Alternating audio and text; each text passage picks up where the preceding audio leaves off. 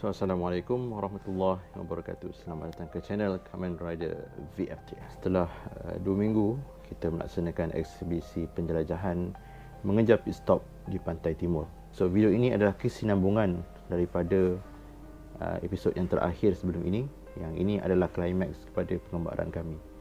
Kenapa aku katakan klimaks? Sebab ada benda yang ingin aku ceritakan, pengalaman kami di sepanjang perjalanan kami pulang ke Melaka. Pada asalnya kita rancang untuk melalui jalan Temeloh. Daripada bandar Temeloh kita akan lalu Teriang dan seterusnya pergi ke arah Bahau dan seterusnya ke Melaka. Namun lokasi Temeloh itu berada di antara Temeloh dan juga Pekan Karak, yang mana lokasi dia lebih dekat dengan Pekan Karak. Jadi kita ambil keputusan untuk melalui jalan Karak. Daripada Pekan Karak itu, jalan Karak, kita akan melalui jalan yang agak sunyi ke Sempang Petang, ke Sempang Durian dan ke Kuala Pilah dan seterusnya ke Tampin dan diakhiri di Melaka. Perjalanan ini sangat-sangat memberikan satu pengalaman yang sesuatu yang aneh bagi kami di sepanjang perjalanan. Nak tahu? Tengok video ni sampai habis. So, kita settle dalam lebih kurang pukul 9.45. So, lepas isi minyak semua, lepas solat semua, lebih kurang pukul 10 kita bergerak daripada Pekan Karak. So, kita akan melalui Sempang yang menunjukkan arah untuk ke Kuala Pilah. So, boleh tengok kat peta ni kan. So, perjalanan ini mengambil masa lebih kurang 2 hingga 3 jam juga. Boleh kata jauh jugalah. Ini jalan mana? Tak silap. Tapi bukan jalan Karak lama lah. Tapi daripada Pekan Karak tu memang akan ada sempang yang boleh bertembung dengan Kuala Pilah melalui Sempang Petang, Sempang Durian, Sempang Pelangai. Okay. So, nak dipendekkan cerita lah. So, apa yang berlaku pada kami ni, kalau ikut daripada video ni lah, boleh tengoklah macam mana rentetan itu berlaku. Dan nanti aku akan ulas satu persatu. Macam biasalah, perjalanan kami ni berjalan lancar pada awalnya. So, kita tahu pun macam aku dah lalu jalan ni banyak kali. So, aku tahulah jalan ni memang kalau macam waktu petang biasanya memang kita perasan rumah kurang. Ada pun beberapa kampung saja. Selang beberapa kampung akan ada jalan yang gelap dan akan bertemu lagi dengan kampung yang lain. Dan kemudian dia akan jumpa jalan-jalan yang gelap dihiasi dengan kebun getah dan juga kebun kelapa sawit. Ada kebun sawit? Tak tahu lah. Tapi belukar, ada hutan sikit. Macam tu. Jadi kita start daripada jam 10 malam. 10 malam kita bergerak apa semualah. Permulaan perjalanan tu memang aku dah, orang kata, rasa lain jalan ni. Memang rasa kelainan sedikit aura dia tu. Tapi aku teruskan juga. Macam biasalah aku buat aktiviti blog apa semua kan. Aku bercakap atas motor. So aku ceritakan serba sedikit corak perjalanan, bentuk muka bumi, geografi jalan ini melalui peta yang ada ditengok. Kalau ada dalam video ni, tengok di sebelah kiri tu ada, aku gunakan handphone sebagai GPS lah untuk menunjukkan mana selekoh yang tajam, yang berbahaya supaya aku lebih alert. Jadi aku berada di 2 motor di belakang, iaitu yang depan sekali Abang Jalil, Abang Makno yang kedua, dan aku nombor 3, dan belakang sekali Abang Dolah, Abang Abdullah Ali. So kami berjalan dengan keadaan yang smooth sekali lah. So selang beberapa minit, so aku rasa dalam lebih kurang 40 minit atau sejam lah, kalau perasan dalam video ni, terdapat sebuah motor Y15ZR atau Y suku sedang memotong kami dari belakang. Ini benda biasalah kan.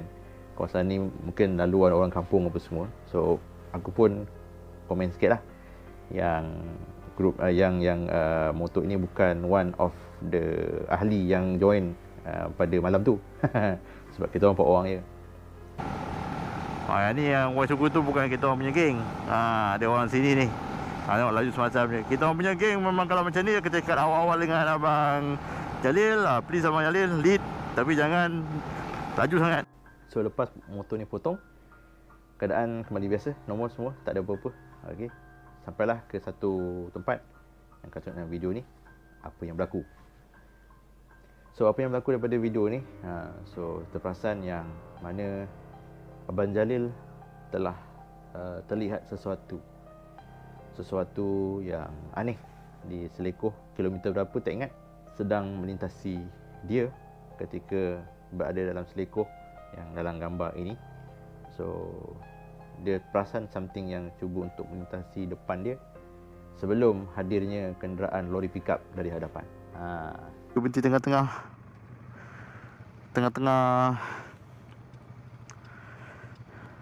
kebun getah ni.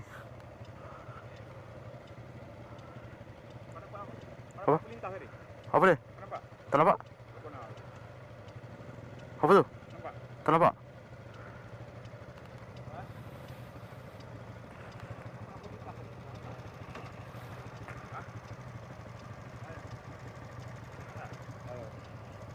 Tapi saya ada rekod. Tak apa, jadi kita tengok balik.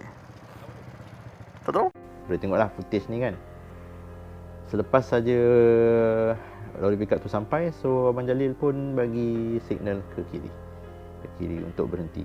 Dan kami pun terpinga-pinga lah, kenapa?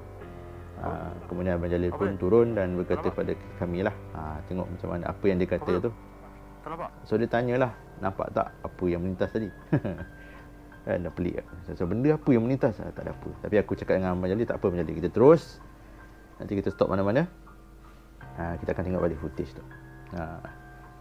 Kemudian agak lama jugalah kami berhenti, lebih kurang 10-15 minit macam tu. So kami teruskan perjalanan. Lebih kurang dalam sejam juga lepas itu, aku pun start vlogging lah. Aku cerita apa yang aku nampak, apa yang aku rasa, apa yang Abang Jalil nampak.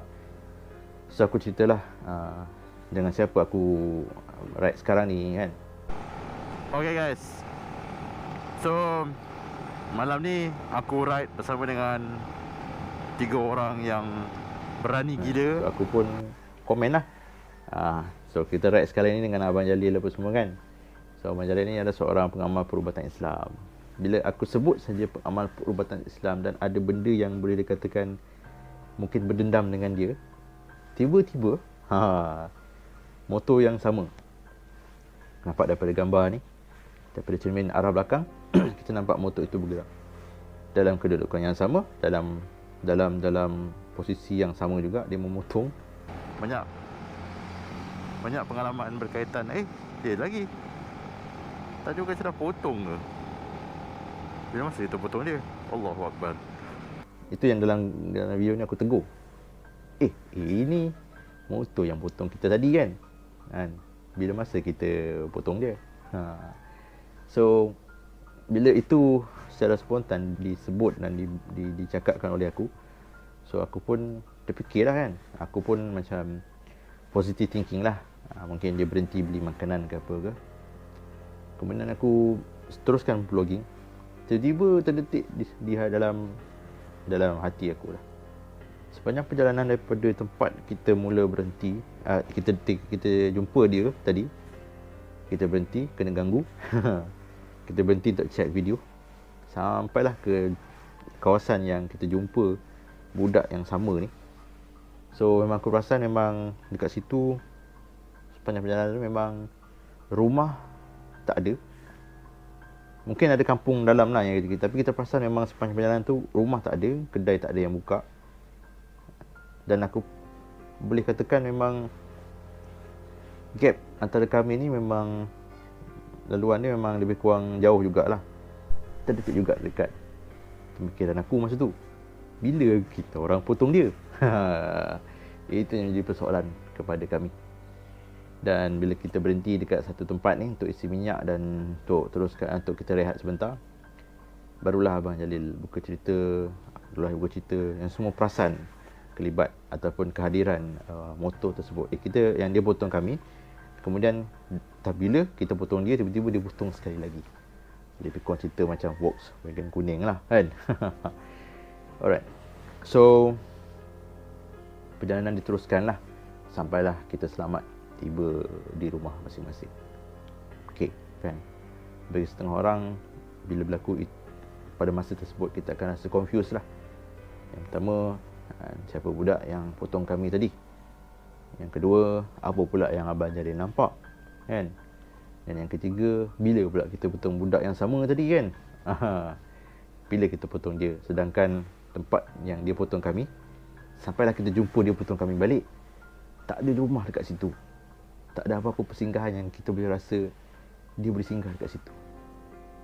Wallahu a'lam. Apa yang aku boleh katakan, aku mengambil satu pemikiran yang positif. Mungkin dia singgah dekat rumah kawan dia, dekat sekitar kawasan tu, dan seterusnya dia potong kami balik. Itulah. Yang kedua, tentang Abang Jalil, wallahu a'lam, itu Abang Jalil saja yang nampak, dan aku pun dah besarkan sebesar-besar mungkin, dan juga kita dah buat slow motion untuk video tu, footage tu, tapi memang tak nampak apa. Tapi Abang Jalil saja yang nampak.